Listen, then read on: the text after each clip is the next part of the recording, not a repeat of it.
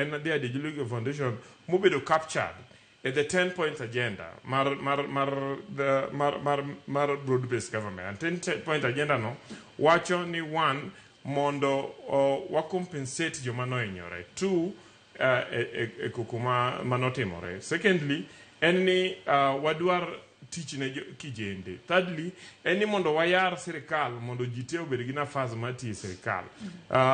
Fourth, any mondo wa implement reforms, especially the electoral reforms.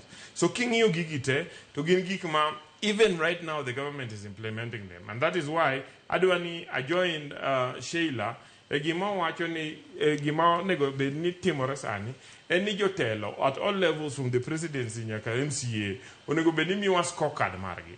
And President William Ruto osebedo ka repeat scorecard mar President William Ruto be okochuno ni nyaka wachi. Nikech for instance ka di Kisumo to ka di Kabonyo Kanyagwal taneno ka gedo dhi mbele mar the agricultural center kama ibro kete fish fingers mabro stock the lake bro konyo wabondo be wapidhi rech around gi ponds and so on. Kichaki idhi Kisumu tino kasa niji loso ni wan rironi Mausamit Road ka ibro gere ma finally ochop Kisumu to obro open up trade between Kisumu gi Nairobi gi Mombasa. Similarly the railway line be bro revitalize Kisumu nikech Kisumu nen town manodongo nikech the communication network. Ka airport bencha gi otiko the tower maniche loso.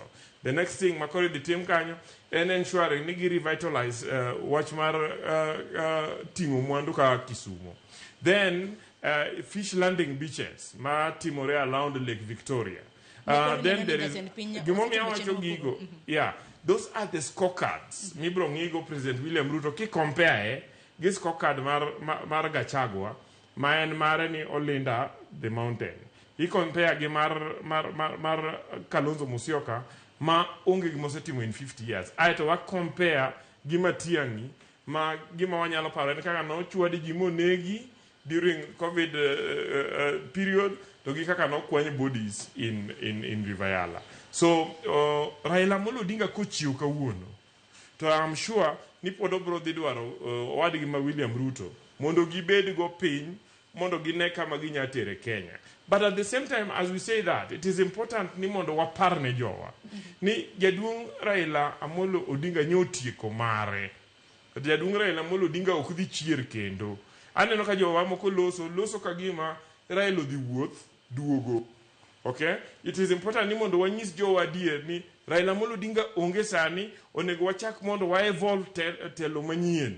And jaduong Oburu Oginga gi age ne gi the fact ni ene mano sebed gi Raila Odinga for 80 years molo ngata at the same time ne gidongo gi Raila kane jaramo gi loso ideology ma joluo sebedo kaluwo and I know because na sebedo machiegni gi Raila ni Raila would listen to everybody to ngama obro winjo pache mogik mobro tiyo go en Oburu Oginga. Because of that onyalo bedo gi makisungu wacho ni steward mar the legacy mar Raila. En ngama rito gima ne Raila dwaro ni mondo timre, mane Raila temo mondo tim. As we discuss ni ka wabro dhi mbele, wabro bedo gi telo mane.